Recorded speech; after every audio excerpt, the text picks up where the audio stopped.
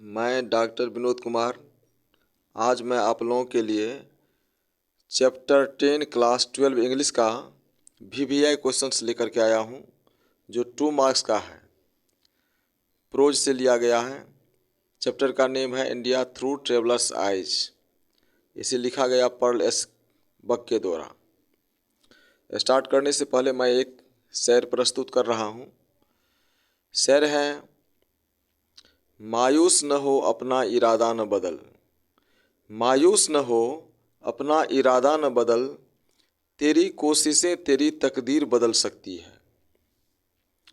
चलिए अब चैप्टर को स्टार्ट कर रहे हैं।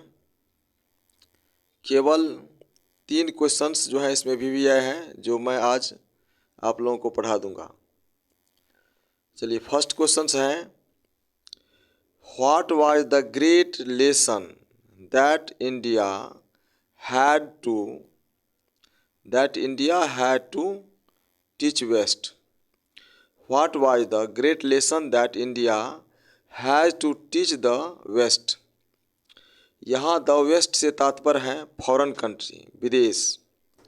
कह रहे हैं कि भारत कौन सा महान लेसन पश्चिमी देशों को सिखाया है। आंसर है, India taught a great lesson, India taught a great lesson of the West that without violence get freedom. India taught a great lesson of the West that without violence get freedom. Bharat पश्चिमी देशों को यह सिखलाया है कि बिना violence के, बिना हिंसा के स्वतंत्रता कैसे प्राप्त की जाती है। चलिए नेक्स्ट क्वेश्चन पर चलते हैं। नेक्स्ट क्वेश्चन है, question number 2, how has India influences the world in the past independent era. How has India influenced the world in the past independent Ira.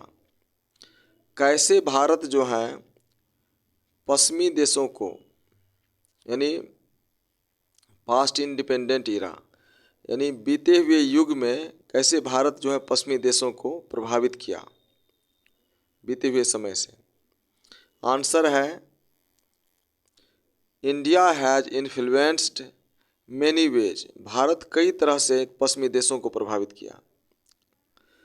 As attaining freedom without non violence, attaining freedom without non-violence। पहला है कि बिना हिंसा के स्वतंत्रता प्राप्त करना। Second है थ्रू रिलीजन, धर्म के द्वारा। पहला क्या है? पहला है बिना हिंसा के स्वतंत्रता प्राप्त करना। दूसरा है थ्रू रिलीजन, धर्म से। नेक्स्ट है प्रोफाउंड फिलोसफी, यानी दर्शन के द्वारा। And through civilised and organised family, और सभ्य और संगठित परिवार से। इन सारी बातों से भारत जो है पश्चिमी देशों को प्रभावित किया। चलिए नेक्स्ट क्वेश्चन पर चलते हैं। नेक्स्ट क्वेश्चन है question number 3, Why was the land between Bombay and Madras famous? Why was the land between Bombay and Madras famous? Bombay और मद्रास के बीच की भूमि बंजर क्यों था? बम्बई और मद्रास के बीच की भूमि जो है वो बंजर क्यों थे? आंसर है, the land is not fertile between Bombay and Madras. Bombay और मद्रास के बीच की भूमि जो है उपजाऊ नहीं है। It is a desert land. यह कैसा भूमि है? डेजर्ट लैंड है। डेजर्ट लैंड, यह एक मरुभूमि है। This land cannot bear any types of this land cannot bear any types of crops fruits and crops. यह भूमि जो है किसी भी तरह का फल और अनाज नहीं पैदा करते हैं। Due to scarcity of water due to scarcity of water, पानी के अभाव के कारण यह ज़मीन जो है किसी भी तरह का फल वहाँ और अनाज नहीं उपजते हैं। क्यों? क्योंकि वहाँ पानी का स्कार्सिटी अभाव है। That is why this land is famished. यही कारण है कि यह भूमि बंजर है। बम्बई और मद्रास के बीच की भूमि जो है बंजर है क्योंकि वहाँ पानी का अभाव है। चूँकि इंडिया थ्रू ट्रेवलर्स आइज जो हैं ये ट्रेवलॉग हैं, ये यात्रा किया, भारत की यात्रा किए थे पर्लेस बक, और वह जगह जगह घूम करके देखे थे भारत के कोने कोने में यहाँ का आबो हवा कैसा है, यहाँ के लोग किस परिस्थिति में रहते हैं, यहाँ के किसान क्या करते हैं। सारी बातों को उन्होंने अपनी यात्रा में आके थे और उसी के आधार पर उन्होंने यात्रा का वर्णन किए हैं पर्लेस बक। ये 3 क्वेश्चन बहुत ही VVI हैं आप लोगों के बोर्ड एग्जामिनेशन के लिए।